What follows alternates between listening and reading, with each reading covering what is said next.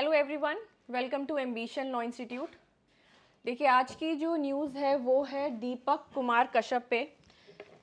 इन्होंने कहा है, ना मैं हिंदू हूँ, ना मैं मुस्लिम हूँ, ना मैं सिख हूँ, ना मैं ईसाई हूँ, मैं सबसे पहले इंसान हूँ। तो इन्होंने ऐसा क्यों कहा, इनकी थोड़ी स्टोरी जानते हैं। देखिए, ये एक 70 ईयर ओल्ड मुस्लिम आदमी थे जिनको प्रोटेक्ट कर रहे थे।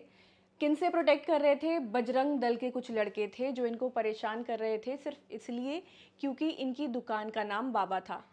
इनकी जो दुकान है वो यूनिफॉर्म्स बेचती है, स्कूल यूनिफॉर्म्स बेचती है। तो ये जो बजरंग दल के लोग थे ये कह रहे थे कि आप अपनी दुकान का नाम बदलिए, क्योंकि ये जो दुकान का नाम है वो नहीं रख सकते क्योंकि वो मुस्लिम है। उनका ये कहना था कि ये जो आपने नाम बाबा रख रखा है इसकी वजह से कन्फ्यूजन क्रिएट हो रही है, क्योंकि वहीं पे एक मंदिर है, सिद्ध बली बाबा टेम्पल। तो वो कह रहे हैं कि जो टेम्पल है सिद्ध बली बाबा टेम्पल, इनके इनके नाम से कन्फ्यूजन क्रिएट हो रही है, इसलिए आप इस नाम को बदल दीजिए। तो देखिए, ये जो बाबा स्कूल ड्रेस का नाम है ये एक तो 35 साल पुराना नाम है, और एरिए में ऐसे बहुत सारे और भी लोग थे जिनकी दुकान का नाम बाबा था, लेकिन शायद इनकी रिलीजियस आइडेंटिटी की वजह से, क्योंकि ये मुसलमान थे, इसलिए इनको तंग किया जा रहा था। तो इसी बीच में जो ये दीपक हैं ये इंटरवीन करते हैं, बीच में आते हैं और बोलते हैं आप क्यों इनको परेशान कर रहे हैं, ये 70 साल के मुस्लिम बुजुर्ग हैं, आप इनको क्यों इस्तेमाल कर रहे हैं। तो जब ये झड़प हो रही थी तब दीपक से पूछा गया कि तुम इनका इतना सहयोग कर रहे हो, तुम हो कौन? तब दीपक ने बोला कि मेरा नाम है मोहम्मद दीपक। इसी वजह से ये कंट्रोवर्सी हुई और ये लाइमलाइट में आ गए। तो इनके ऊपर ये न्यूज़ है, ये देखते हैं। देखिए, वैसे तो इन्होंने जो किया है उसको इस वजह से सम्मानित करना चाहिए, लेकिन इनके अगेंस्ट एफआईआर हो गई है। देखिए, धर्म के नाम पे एक दूसरे को नीचा दिखाना या एक दूसरे को अभद्र भाषा बोलना ये बिल्कुल गलत है। जितने भी धर्म हैं हमारे भारत में, हमें सभी धर्मों का सम्मान करना चाहिए, किसी को भी नीचा नहीं दिखाना चाहिए। सबकी अपनी मान्यता है, सबके अपने धर्म हैं, तो धर्म के बेसिस पे बंटवारा नहीं होना चाहिए। ऑलरेडी इंडिया पहले भी देख चुके हैं कि धर्म के नाम पे कितने दंगे होते हैं। तो हमें अपनी जो रिलीजियस टॉलरेंस है उसको बढ़ाना चाहिए और सभी धर्मों की रिस्पेक्ट करनी चाहिए। तो देखते हैं इस न्यूज़ को। नेटिजन्स बैड फॉर का मतलब होता है सपोर्ट। मोहम्मद दीपक जिम, तो बेसिकली एक जिम चलाते हैं, जिम के ओनर है ये। Help is eight hand for Uttarakhand resident, तो बेसिकली उत्तराखंड के निवासी है, उत्तराखंड में रहते हैं। Uttarakhand resident Deepak Kumar, who came into national spotlight after identifying himself as Mohammad Deepak while confronting right-wing activists allegedly harassing a 71-year-old Muslim garment seller over the name of his shop। तो basically जो उनकी दुकान का नाम था, उनकी दुकान का नाम था बाबा स्कूल ड्रेस। तो बेसिकली जो उनकी दुकान का नाम है बाबा, क्योंकि ये बाबा वर्ड यूज़ कर रहे हैं, तो इस वजह से बोला गया कि आप ये जो नाम है ये नाम हटाइए, क्योंकि ये कन्फ्यूजन क्रिएट कर रहा है वहाँ पे जो सिद्ध बली बाबा टेम्पल है उनके नाम से। तो बेसिकली इस नाम की वजह से उनको हरास किया जा रहा था। जब ये दीपक कुमार बीच में इंटरवीन करते हैं और उस झगड़े को रोकने की वहाँ कोशिश करते हैं। झड़प भी हुई है, अगर आप वीडियोस देखेंगे यूट्यूब पे तो आपको यूट्यूब पे वीडियोस मिल जाएगी जहाँ पे ये दिख रहा है कि ये प्रोटेक्ट करने की कोशिश कर रहे हैं, और झड़प भी हुई है पुलिस वालों के बीच में और जो ये बजरंग दल के लोग हैं उनके बीच में। Next, the gym owner who said that the incident on Republic Day, तो बेसिकली 26 जनवरी की यह घटना है जब ये हुआ था। An FIR lodged over it and subsequent protest by Vishwa Hindu Parishad and Bajrang Dal members have taken a toll on his business, is now receiving support from across country। तो basically इनका जो gym है, gym में जो लोग आते थे उन्होंने आना भी कम कर दिया, क्योंकि इन्होंने, देखिए इनकी गलती क्या है, बस ये प्रोटेक्ट कर रहे थे एक मुसलमान 70 साल वर्षीय एक बुजुर्ग मुसलमान को प्रोटेक्ट करने की कोशिश कर रहे थे। दंगे हो सकते थे, मारपीट हो सकती थी, हाथापाई हो सकती थी।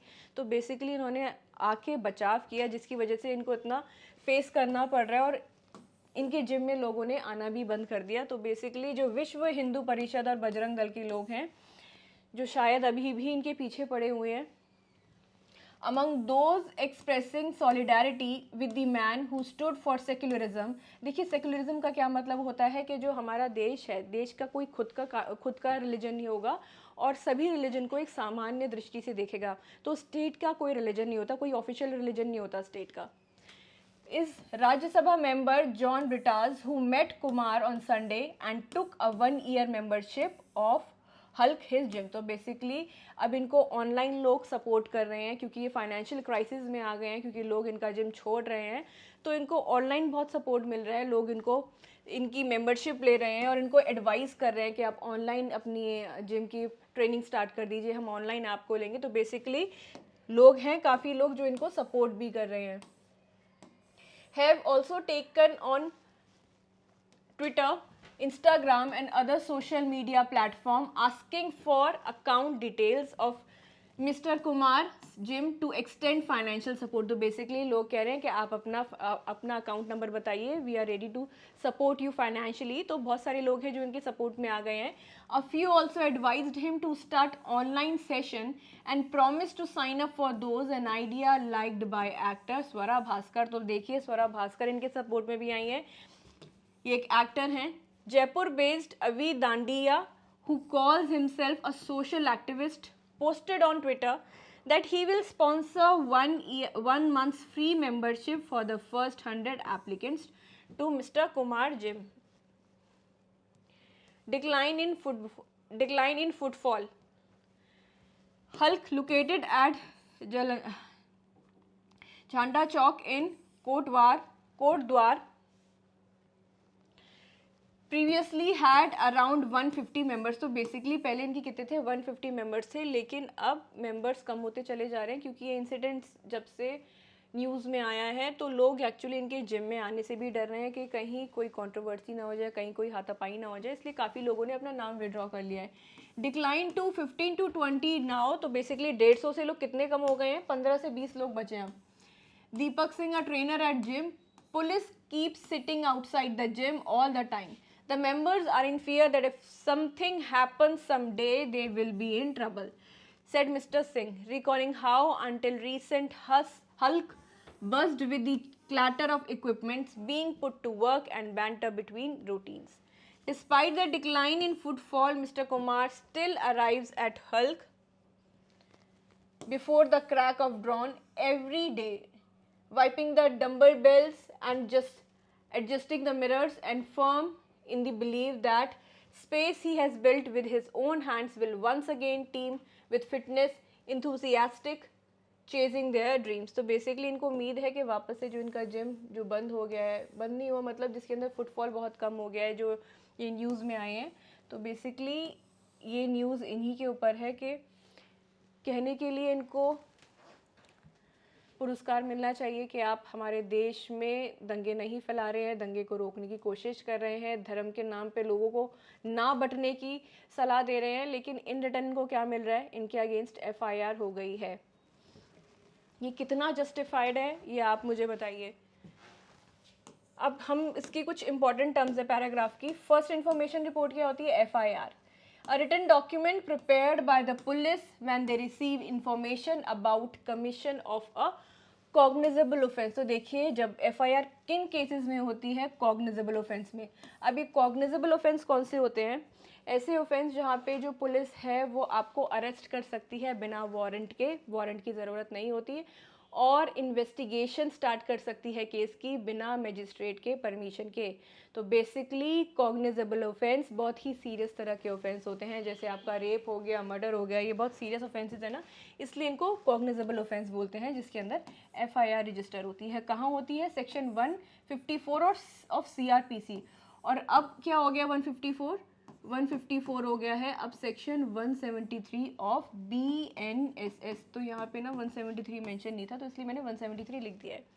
For example an FIR was registered on the Republic day incident involving alleged harassment of the shopkeeper. तो बेसिकली जो वकील अहमद, शॉपकीपर के जो ओनर है उनका नाम है वकील अहमद, जिनकी शॉप पे ये इंसिडेंट हुआ था, जो ये लोग आ गए थे शॉप का नाम बदलने के लिए, जो उनको मजबूर कर रहे थे। कॉग्निजेबल ऑफेंस, जैसे अभी मैंने फिर से बताया आपको, an offence for which the police can register an FIR and arrest without prior court permission. तो देखिए इन ऑफेंसेस में जो कॉग्निजेबल ऑफेंस होते हैं, ना तो कोर्ट की परमिशन की ज़रूरत है, ना मजिस्ट्रेट की ज़रूरत है परमिशन लेने की, इन्वेस्टिगेशन करने के लिए ना मजिस्ट्रेट की परमिशन की ज़रूरत है, ना वारंट की ज़रूरत है। और इसके अंदर पुलिस अगर आपके अगेंस्ट कोई कॉग्निजेबल ऑफेंस है, मतलब कोई सीरियस ऑफेंस है, तो पुलिस ऑफिसर आपको अरेस्ट कर सकते हैं। Harassment and intimidation alleged in the incident fall under the cognizable offense. Next is harassment. Unwanted conduct that causes mental and physical distress and violates a person's dignity or freedom. For example, the shopkeeper was allegedly harassed over the name of his shop. Next is right to freedom of religion. A fundamental right guaranteed under Article 25 of the Constitution, allowing individuals to freely profess, practice and propagate religion. तो basically right to freedom of religion क्या है? हमारा एक fundamental right है, provided under Article 25. Harassing a person for religious identity violates Article 25. तो basically अगर आप किसी को धर्म के नाम पे किसी के साथ भेदभाव करते हैं, उसको हरास करते हैं, तो it is a clear violation of Article 25 of the Constitution of India. Next is right to life and personal liberty. Guaranteed under Article 21, it includes right to live with dignity, safety and freedom from fear. तो basically Article 21 आपके right to life को protect करती है and personal liberty को. Threats and intimidation affecting livelihood and safety infringes Article 21. Infringe का मतलब क्या हुआ? Violating Article 21 of the Constitution of India. Next is hate speech. Speech that promotes hatred, discrimination or violence against individuals or groups based on religion, caste, race. Targeting a person because of a Muslim sounding name may amounts to hate speech. Criminal intimidation. Threatening a person with injury to body, reputation, property to cause fear. तो basically अगर आप किसी को डराते हैं, धमकाते हैं कि आपको इंजरी कर देंगे, आपकी रेपुटेशन को इंजरी कर देंगे, आपकी प्रॉपर्टी को, किसी इंसान को, तो उसको बोलते हैं intimidation. And it is provided under which article, which section? Section 503 of IPC. लेकिन अब BNS में हो गए section 351. Next, for example, fear created among gym members due to threat can constitute criminal intimidation. Next is unlawful assembly. An assembly of 5 or more people with common unlawful object. An assembly of 5 or more people. तो देखिए हमेशा याद रखिए unlawful assembly के लिए 5 या 5 से ज़्यादा लोग होने ज़रूरी हैं. With a common unlawful object. Section कहाँ प्रोवाइडेड है? सेक्शन 141 IPC और BNS में भी प्रोवाइडेड है ये. For example, group protest causing fear or disruption may qualify as unlawful assembly. Next is public order. A state of peace and normalcy affecting the community at large. Disturbance due to protest and intimidation affects public order. देखिए बड़ी simple terms है, इसमें ज़्यादा कुछ समझाने का है नहीं. Freedom of trade and profession guaranteed under Article 19(1)(g), allowing citizen to practice any profession or carry on any occupation. तो बेसिकली आप कोई भी ट्रेड या कोई भी प्रोफेशन, ऑक्यूपेशन कर सकते हैं and it is your fundamental right provided under Article 19(1)(g) of the Constitution. Harassment affecting the gym owner's business violates Article 19(1)(g). Next is right to equality. Article 14 guarantees equality before law and equal protection of law. Targeting someone based on religious identity violates Article 14 of the Constitution of India. Next is police protection. Prevention or active security provided by the state to protect life and property. Police were stationed outside the gym for safety. तो ये simple से है, इसमें कुछ है नहीं ज़्यादा tricky. Secularism.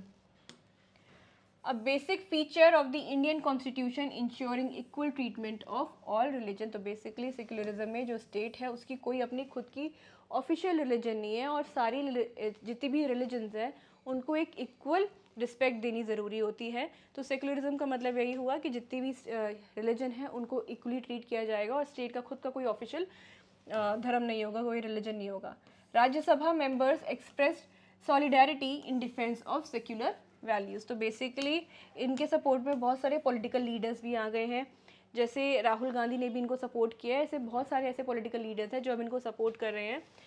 Peaceful protest का क्या मतलब हुआ? A democratic right under article 19 clause 1 AB subject to reasonable restrictions. तो रीजनेबल रिस्ट्रिक्शंस क्या होता है? रीजनेबल रिस्ट्रिक्शंस ये होता है कि आपकी जो फंडामेंटल फ्रीडम्स हैं वो एब्सोल्यूट नहीं है, मतलब उसके ऊपर रिस्ट्रिक्शंस लग सकती है। रिस्ट्रिक्शंस मतलब लिमिटेशंस लग सकती है, लॉ इम्पोज कर सकता है उन फंडामेंटल राइट्स पे restrictions. So the fundamental rights are not absolute rights और उनके ऊपर एक लिमिटेशन लगाई जा सकती है।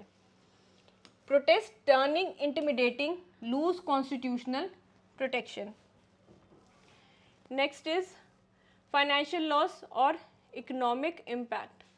Loss of income or business due to unlawful action which can give rights to legal remedies. Decline in gym membership due to fear caused economic loss. तो basically उनको एक financial economic loss, financial loss एक ही बात है। अब इसके MCQs है। Registration of an FIR is mandatory when information is received about a non cognizable offence, civil dispute, cognizable offence या फिर कॉन्स्टिट्यूशनल वायलेशन ओनली। तो हमने अभी क्या पढ़ा था कि कौन से ऑफेंसेस में पुलिस जो है इमीडिएट आपको अरेस्ट कर सकती है। जहाँ पे FIR जब भी आएगी, FIR समझ जाइए, FIR मतलब कॉग्निजेबल ऑफेंस। तो ये लिंक बना लीजिए, FIR मतलब सीरियस ऑफेंस, वो कॉग्निजेबल ऑफेंस मतलब सीरियस ऑफेंस। और जब भी कोई कॉग्निजेबल ऑफेंस कमिट करेगा तो FIR रजिस्टर हो सकती है। अंडर सेक्शन 154 BNS, देखिए 154 BNS का नहीं है, CRPC का है, सेक्शन 173 है। FIR registration is compulsory. तो देखिए FIR registration is compulsory for cognizable offence. Cognizable offence कौन से हो गए? जहाँ पे police officer can arrest you without warrant और इन्वेस्टिगेशन स्टार्ट कर सकती है बिना मजिस्ट्रेट के परमिशन लिए। सीरियस तरह के ऑफेंसेस होते हैं और इन केसेस में FIR रजिस्टर करना कंपलसरी होता है, मैंडेटरी होता है। Next, harassment of a person based on religious identity primarily violets which fundamental right. तो कौन सा फंडामेंटल राइट आपका वायलेट होता है? जब आपको कोई धर्म के नाम पे आपके साथ डिस्क्रिमिनेशन करता है या फिर आपको हरास करता है। 4 आर्टिकल्स दिए हुए हैं, आर्टिकल 19(1)(a), आर्टिकल 21, आर्टिकल 25 और article 29। So clearly article 25 is the correct answer. Article 25 freedom of religion की बात करता है। Article 25 protects freedom of religion including identity and practice. Next is threatening a person to create fear affecting his business amounts to defamation, criminal intimidation, sedition या फिर public nuisance। तो defamation भी नहीं है, sedition तो सरकार के अगेंस्ट होता है, public nuisance भी नहीं है, so it is criminal intimidation. Threat causing fear fall under criminal intimidation.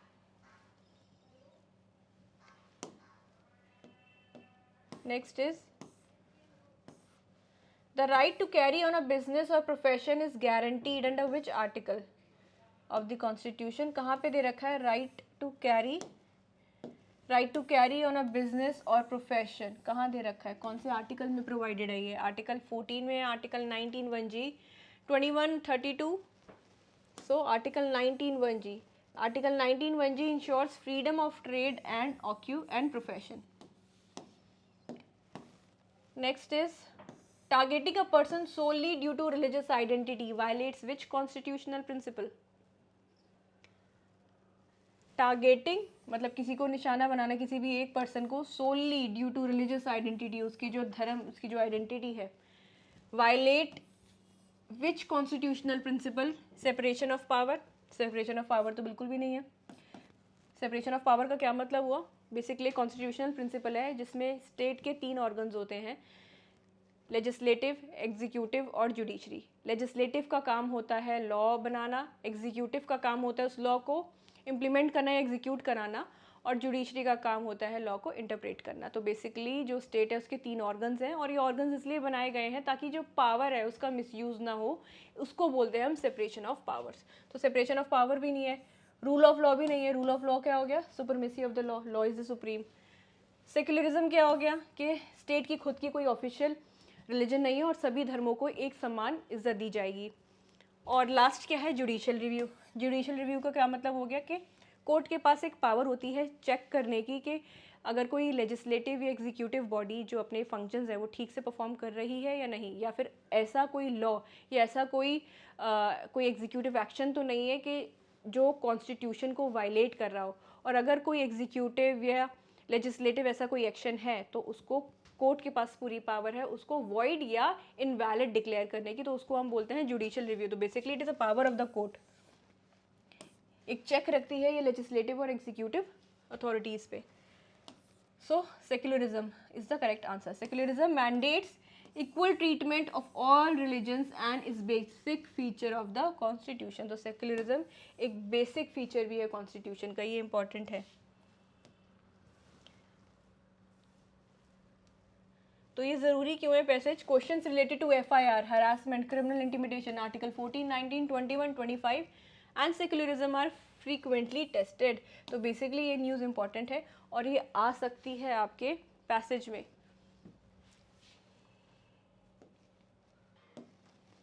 चलिए अभी हम दूसरा पैसेज देखते हैं अपना। Opposition MP submit notice seeking removal of LS, मतलब लोकसभा स्पीकर। तो लोकसभा के स्पीकर कौन है? Om Birla.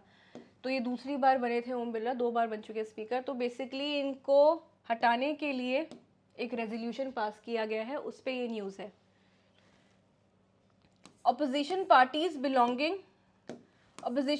belonging to Indian National Development Inclusive Alliance India on Tuesday submitted a notice to Secretary General of the Lok Sabha seeking the removal of Speaker Om Birla for allegedly conducting the business of the house in a blatantly partisan manner. Partisan manner मतलब एक ही party को favour करना, दूसरी party को सुनना ही नहीं। तो basically जो ये स्पीकर हैं ओम बिरला, इनके रिमूवल के लिए एक रेजोल्यूशन पास किया गया है। कहाँ पास करते हैं तो उसके जो आर्टिकल्स उसके बारे में हम आगे बात करते हैं। The notice to bring a resolution for the removal of the speaker cited 4 specific reason. तो बेसिकली उन्होंने 4 रीज़न बताए हैं कि क्यों वो चाहते हैं कि जो ओम बिरला हैं वो रिमूव कर दिए जाएं। तो देखिए एक चीज़ याद रखिए, इम्पीचमेंट और रिमूवल में डिफरेंस है। इम्पीचमेंट बेसिकली कॉन्स्टिट्यूशनल जो अथॉरिटीज़ हैं उनके लिए किया जाता है, लेकिन यहाँ हम स्पीकर के लिए इम्पीचमेंट वर्ड यूज़ नहीं कर रहे, हम यूज़ कर रहे हैं वर्ड रिमूवल। तो इम्पीचमेंट और रिमूवल देखिए अलग अलग चीज़ है। देखिए भले ही जो स्पीकर है वो एक कॉन्स्टिट्यूशनल पोस्ट है, लेकिन उनको रिमूव करने के लिए इम्पीचमेंट प्रोसीडिंग्स नहीं होती है, उनको एक रेजोल्यूशन पास होता है जो मेंबर्स पास करते हैं, और जो वो रेजोल्यूशन पास होता है फिर 14 दिन का नोटिस दिया जाता है, फिर सिंपल मेजॉरिटी, उसके बाद जो रेजोल्यूशन अगर पास हो जाता है फिर एक स्पीकर जो है उनको हटा दिया जाता है। तो बेसिकली ये चीज़ याद रखिएगा, स्पीकर का हमेशा रिमूवल होगा, इम्पीचमेंट नहीं होगा। Leader of the opposition Rahul Gandhi. तो हमारे लीडर ऑफ ऑपोजिशन कौन है? Rahul Gandhi. To complete his speech on motion of thanks to the president on February 2। तो ये मोशन ऑफ थैंक्स क्या होता है?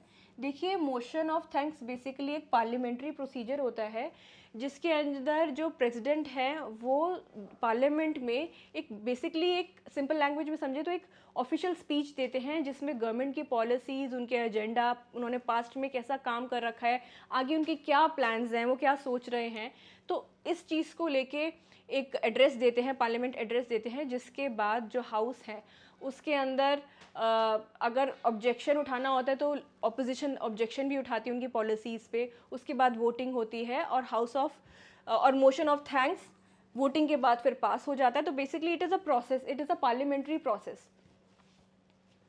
This is not an isolated instance. तो बेसिकली राहुल गांधी को अगर आप देखते होंगे व्हाट्सएप की क्लिप्स पे आता भी है कि राहुल गांधी तो देखिए एक तो बुक के बारे में रेफ़र कर रहे थे, तो जो ओम बिरला ने उनको नहीं रेफ़र करने दी। एक जो एक्स चीफ हैं आपके, जो एक्स चीफ है आपके निर्वाणा, तो उनकी बुक वो बार बार रेफ़र करने की कोशिश कर रहे थे, अगर आप वीडियोस में देखेंगे।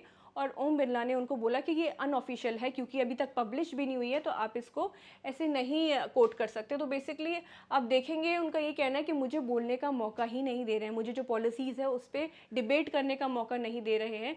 और 8 MP थे जिनको सस्पेंड भी कर दिया था। तो इसी वजह से ये लोग हैं, ये अब इनके रिमूवल की बात कर रहे हैं, जो ओम बिरला उनकी रिमूवल की बात कर रहे हैं। द लीडर ऑफ अपोजिशन, मतलब यहाँ राहुल गांधी की बात हो रही है, in the Lok Sabha is almost invariable not allowed to speak. तो देखिए ये कह रहे हैं कि मुझे बोलने का मौका ही नहीं दिया जा रहा। 8 MP है जिनको सस्पेंड कर दिया है। इसलिए वो कह रहे हैं कि जो ये स्पीकर है ये बहुत बायस्ड है, ये एक ही पार्टी को सपोर्ट कर रहे हैं और दूसरी पार्टी की बात सुन नहीं रहे हैं। अगर आपने मोशन ऑफ थैंक्स इंट्रोड्यूस किया है तो जाहिर सी बात है कि ऑपोजिशन गवर्नमेंट की पॉलिसीज़ पे क्वेश्चन उठाएगी। और देखिए अगर क्वेश्चन उठाएगी तो उनको बोलने का पूरा राइट है। तो बेसिकली वो ये कह रहे हैं कि हमें बोलने का कोई राइट नहीं दे रहे, इसीलिए वो चाहते हैं जो ओम बिरला साहब हैं वो रिमूव हो जाए। The notice with nearly 120 signatures, तो कितने लोगों ने साइन किया है इस नोटिस पे? इस नोटिस को 120 लोगों ने। Was submitted to the Lok Sabha secretary general Utpal Kumar Singh by Congress Chief Whip K. Suresh and Whip Mohammad Javed on behalf of several opposition parties including Congress, Samajwadi Party, Dravida Munnetra Kazhagam. However, the Trinamool Congress किसकी हो गई? ये आपकी ममता बनर्जी की। तो basically Trinamool Congress आपकी ममता बनर्जी की हो गई। She did not sign the notice, तो बेसिकली ममता बनर्जी ने नहीं साइन किया इस पे। Next, soon after the submission of the notice against the speaker the opposition agreed to let the house function. The discussion on the budget started in the second half of the day. Mister Gandhi is likely to take part in the discussion tomorrow. Mr. Birla has directed the Secretary General to take appropriate action of examining and processing the notice. According to the rules, sources said at least 2 Lok Sabha members have to sign the notice to move a resolution for the removal of the speaker. And a minimum of 14 days notice has to be given before the resolution can be taken up by the House. So basically जो आपको बता रही थी कि 14 दिन का notice देना, उसके बाद ये सब प्रोसेस स्टार्ट होता है।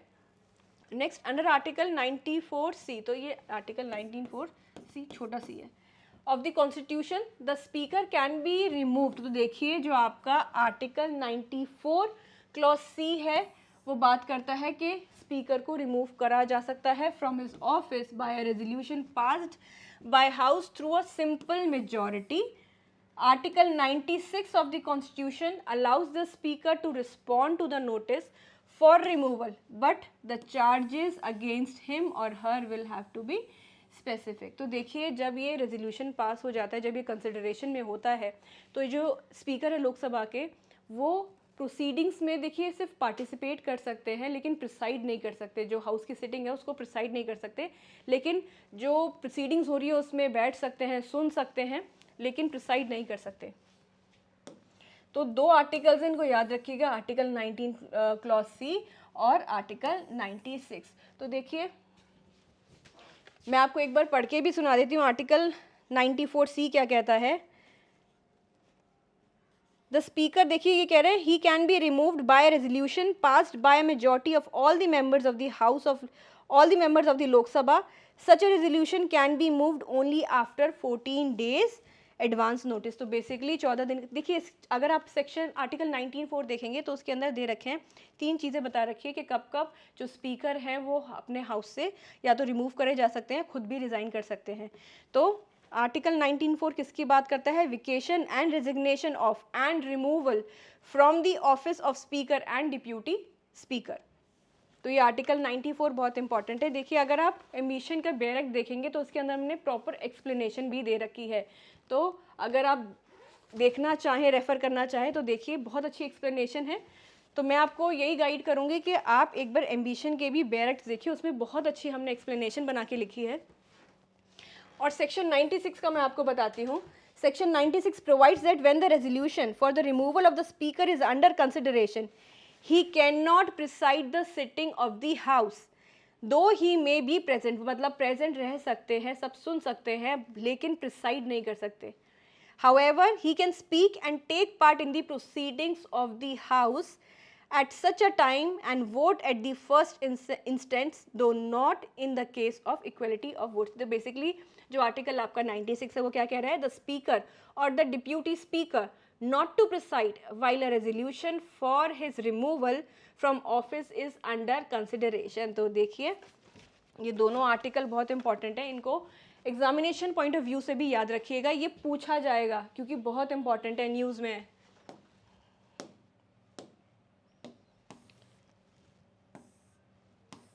तो देखिए राहुल गांधी बैठे, Congress leaders. Next is arbitrary suspension. Apart from Mr. Gandhi's speech, the notice said that on February 3, 8 opposition MPs were arbitrarily suspended. तो देखिए 8 MP को तो हटा दिया गया और राहुल गांधी को बोलने का मौका ही नहीं दिया गया. तो ये किस तरह की डेमोक्रेसी है? For the entire budget session and were being penalized merely for exercising their democratic rights. On February 4, a BJP MP was permitted to make wholly objectionable and personalized attacks against two former prime minister without being reprimanded even once for disregarding established conventions and norms of propriety. The notice said, referring to Nishikant Dubey remark, in spite of our request, no action has been taken against this particular MP who is a habitual offender, it said. Referring to the speaker's statement, he said, concrete information that Congress members might move towards Prime Minister Narendra Modi's seat and carry out some unexpected acts. The notice termed these remarks blatantly false allegations and his decision to make these observations from his chair as indicative of an abuse of this constitutional office. While we hold the Speaker Lok Sabha in personal regard, we are pained and anguished at the manner in which he has consistently prevented opposition member of parliament from raising issues of legitimate public concern, the notice said. BJP slams notice. BJP on Tuesday slammed the opposition for submitting the notice and said that the time has come for India to impeach Mr. Gandhi and the Congress from politics. तो अब देखते हैं आपकी ये terms हैं इसी passage से. देखिए ये टॉपिक ना काफ़ी इम्पॉर्टेंट है. कुछ आर्टिकल्स हैं जो आएंगे, जैसे आर्टिकल 94 इम्पॉर्टेंट है, आर्टिकल 96 इम्पॉर्टेंट है, आर्टिकल 87 ये भी बहुत इंपॉर्टेंट है, इसको एक बार आप पढ़िएगा. 87 बात करता है special address by the president. और मैं आपको यही बोलूँगी कि go for ambition bear acts, क्योंकि इसमें बहुत अच्छी एक्सप्लेनेशन है, आपको एक बार में एक बहुत क्लियर और अच्छी अंडरस्टैंडिंग मिल जाएगी. Removal of the speaker, a constitutional process by which speaker of Lok Sabha can be removed from office through a resolution passed by the house. तो basically जो speaker है इनका हमेशा removal होता है, impeachment नहीं होता है. Article 94C of the Constitution of India, opposition MP submitted a notice seeking removal of Lok Sabha MP speaker Om Birla. तो देखिए ओम बिरला ये दूसरी बार है जब स्पीकर बने थे. ये भी पूछा जा सकता है कि कितनी बार ये स्पीकर बने, तो 2 बार बन चुके हैं ओम बिरला. रेजोल्यूशन देखिए अभी तक ना कोई भी स्पीकर का रिमूवल नहीं हुआ है अब तक की इंडियन हिस्ट्री में. अभी तक कोई भी स्पीकर ऐसा नहीं है जिसको रिमूव कर दिया गया हो. रेजोल्यूशन का क्या मतलब होता है? A formal motion submitted for the consideration and decision of a legislative house. Example, the opposition sought to move a resolution for the removal of the speaker. Next is simple majority. A majority of member present and voting in the house, जो भी वहाँ पे members present हैं और vote कर रहे हैं house में, simple majority. The speaker can be removed if the resolution is passed by a simple majority.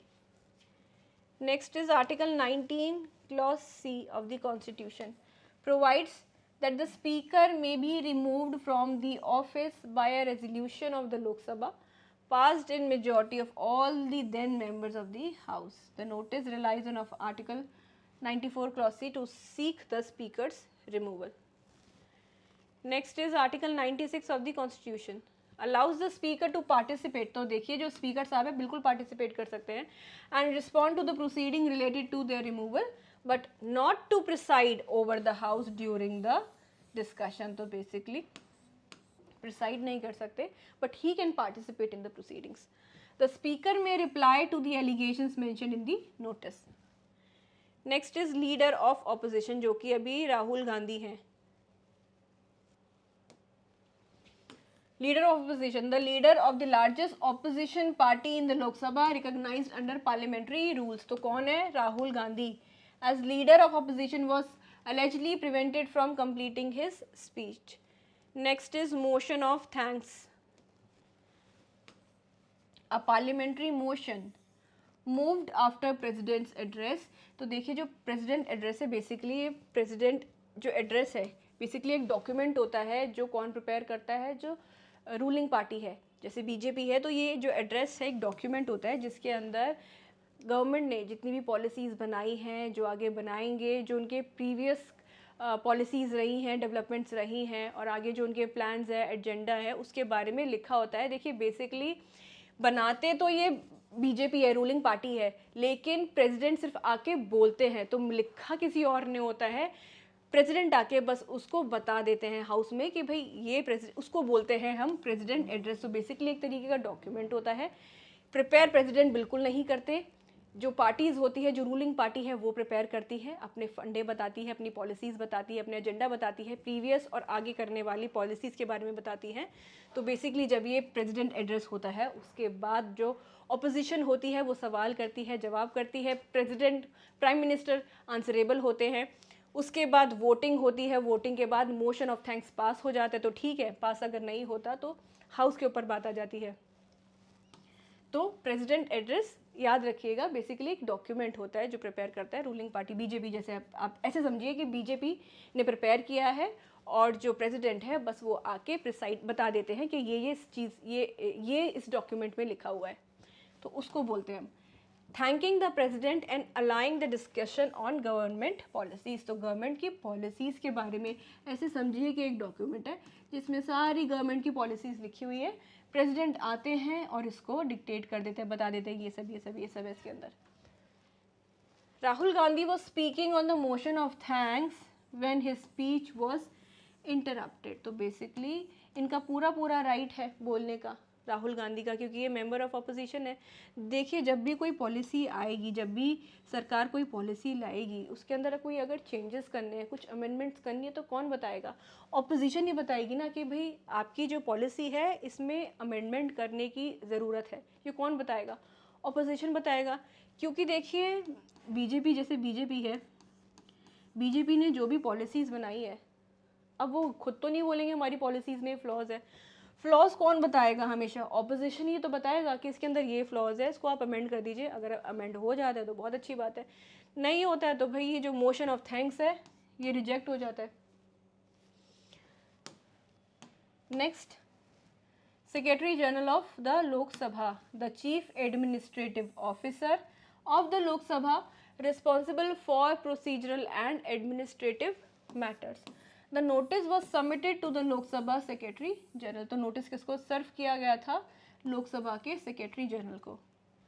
Next is notice period, a mandatory time gap required before a resolution can be taken up for discussion.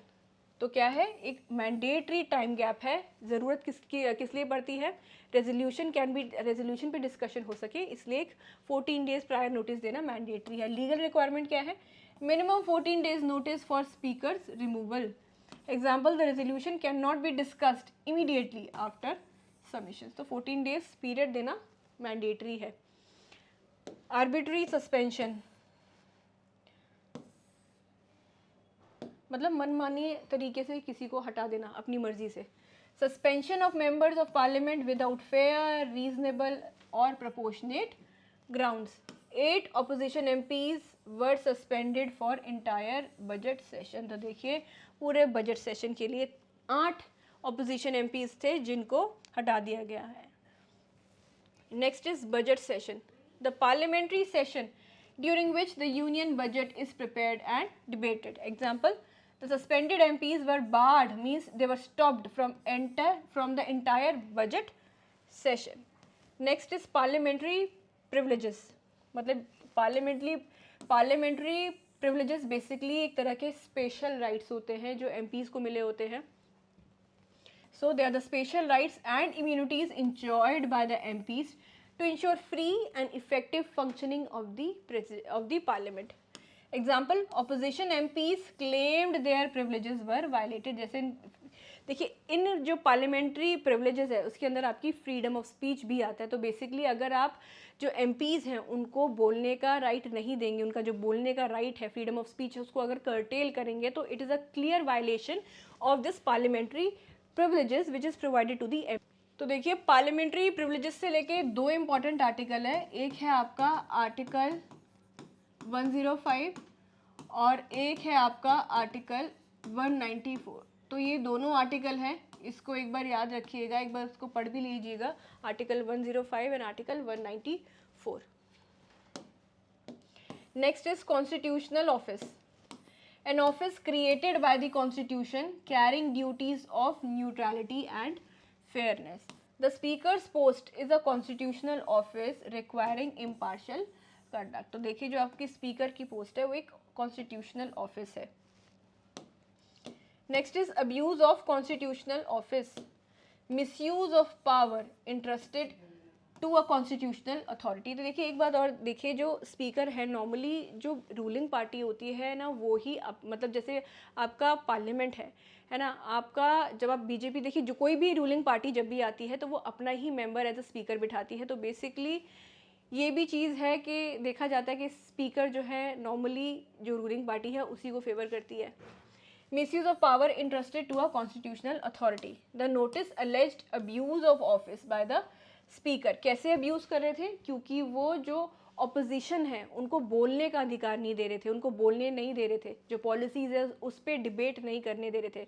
देखिए ये जितनी भी sessions होते हैं लोकसभा में, राज्यसभा में, इनका purpose क्या होता है? डिबेट करना. डिबेट करके अगर कोई चीज़ गलत है तो उसको हटा देना, अमेंड कर देना.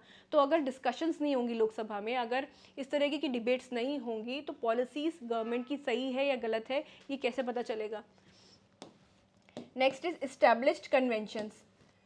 Unwritten parliamentary practices followed to maintain dignity and decorum.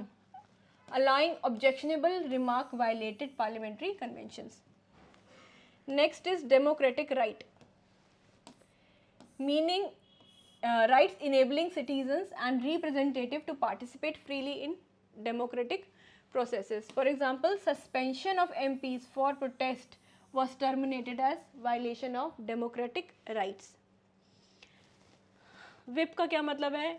N MP appointed by a political party to ensure party discipline during voting and proceedings. The notice was submitted by the Congress chief whip and party whip. Partisan conduct. Behaviour favouring one political party violating neutrality. तो देखिए basically speaker का काम तो यही होता है कि वो न्यूट्रल रहे, लेकिन ऐसा नहीं होता, वो न्यूट्रल नहीं रहते, एक ही पार्टी को सपोर्ट करते हैं, दूसरी पार्टी को नहीं सपोर्ट करते हैं, तो उसको बोलते हैं partisan conduct. The speaker was accused of conducting proceedings in a partisan manner. Next is impeachment. Though constitutionally used for president जजेस politically used here to imply removal of public office. तो देखिए जो इम्पीचमेंट है basically जो constitutional authorities हैं, जैसे आपके president हो गए, वाइस प्रेसिडेंट हो गए, सुप्रीम कोर्ट के जजेस हो गए, हाई कोर्ट के जजेस हो गए, तो इनको जब रिमूव करना होता है मिसकंडक्ट के लिए, या फिर जब ये किसी कॉन्स्टिट्यूशन को वायलेट करते हैं, कॉन्स्टिट्यूशन की किसी भी प्रोविजन को जब ये वायलेट करते हैं या कोई मिसकंडक्ट का केस होता है इनके ऊपर, तब इन कॉन्स्टिट्यूशनल बॉडीज़ को इम्पीच किया जा सकता है. तो उसको बोलते हैं इम्पीचमेंट. लेकिन जब हम स्पीकर को हटाएंगे तो इम्पीचमेंट नहीं बोलेंगे, रिमूवल बोलेंगे. BJP leaders use the term rhetorically against the opposition. Next is legitimate public concern. Issues affecting public interest that MPs are entitled to raise in Parliament. Opposition MPs alleged they were prevented from raising such issues. The Speaker of the Lok Sabha can be removed under which article of the Constitution? तो जो speaker है लोकसभा का, कौन से article के अंदर उसको remove किया जा सकता है? हमेशा वर्ड रिमूव यूज होगा जब भी स्पीकर को हटाने की बात होगी, तो हमेशा वर्ड रिमूव यूज होगा, इम्पीच नहीं होगा. Under which article of the constitution?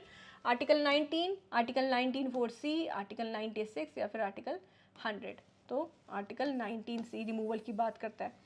Article 94(c) provides for removal of the speaker by a resolution passed by the house. Next is what majority is required for removal of Lok Sabha speaker? कितनी majority चाहिए होती है लोकसभा के speaker को हटाने के लिए?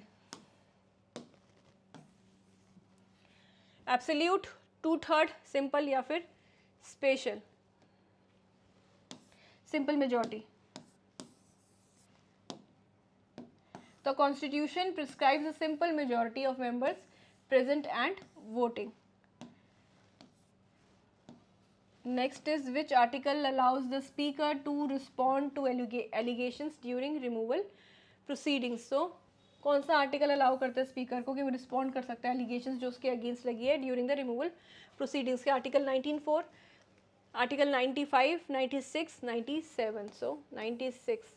Article 96 permits the speaker to take part in the discussions on the resolution for removal.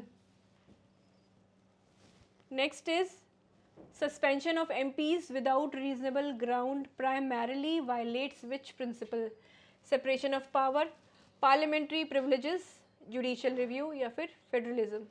So parliamentary privileges, ये स्पेशल तरीके के राइट्स होते हैं जो मेंबर ऑफ पार्लियामेंट को मिले हुए होते हैं, जिसमें से एक बहुत इंपॉर्टेंट राइट है फ्रीडम ऑफ स्पीच, जो कि इस केस में उनकी इन्फ्रिंज करी गई थी, कर्टेल करी गई थी. Arbitrary suspension interferes with the MPs parliamentary privileges. And the last question is the motion of thanks is discussed after which constitutional event? The motion of thanks is discussed after which constitutional event? तो 4 options हैं. Union budget के बाद, general elections के बाद, president address के बाद या फिर नो कॉन्फिडेंस मोशन के बाद. तो जो मोशन ऑफ थैंक्स है, जो मैंने अभी आपको बताया कि एक पार्लियामेंट्री प्रोसीजर होता है, ये डिस्कस किया जाता है आफ्टर विच कॉन्स्टिट्यूशनल इवेंट. ऐसा कौन सा इवेंट होता है जिसके बाद मोशन ऑफ थैंक्स पे डिस्कशन होता है? President's address.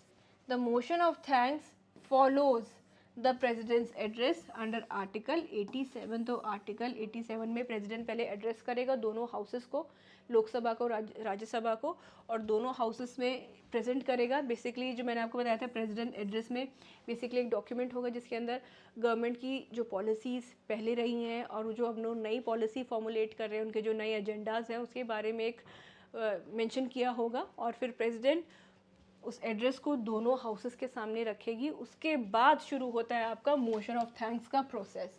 तो पहले क्या आएगा? प्रेसिडेंट एड्रेस, उसके बाद क्या आएगा? आपका motion of thanks. So the motion of thanks follows the president address under article 87. तो एक बार आर्टिकल 87 को भी बैरेक्ट में जाके ठीक से देखिएगा.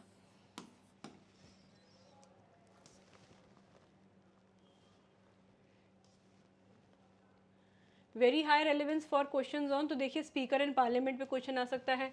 आर्टिकल 94, 96, 87, ये 3 आर्टिकल बहुत इंपॉर्टेंट है, इस पे आएगा. Parliamentary procedures, democratic rights and constitutional offices. तो देखिए ये पैसेज भी एग्जामिनेशन पॉइंट ऑफ व्यू से बहुत इंपॉर्टेंट है. क्वेश्चंस बनने की पूरे चांसेस हैं क्योंकि बहुत बर्निंग टॉपिक्स हैं. देखिए जितने भी ऐसे टॉपिक्स हैं जो बार बार आपके न्यूज़पेपर में रिपीट हो रहे हैं, तो इसको नोट डाउन कर लीजिए. वो टॉपिक से ज़रूर एक पैसेज उठ के क्लैट में पूछेंगे ज़रूर. तो देखिए अगर आपकी कोई भी क्वेरी है या कुछ समझ में नहीं आया है तो आप कमेंट बॉक्स में जाके पूछ सकते हैं. और जो एम्बिशन है उसके बैरेक्स एक बार ज़रूर रेफ़र करिए क्योंकि आपको बहुत अच्छी अंडरस्टैंडिंग मिलेगी, बहुत ही प्रॉपर वे में एक अच्छी एक्सप्लेनेशन मिलेगी आपको इन बैरेक्स में. तो अपनी तैयारी बिल्कुल करते रहिए, रोज़ अखबार पढ़ते रहिए. And all the very best for your preparations and thank you so much for watching this video.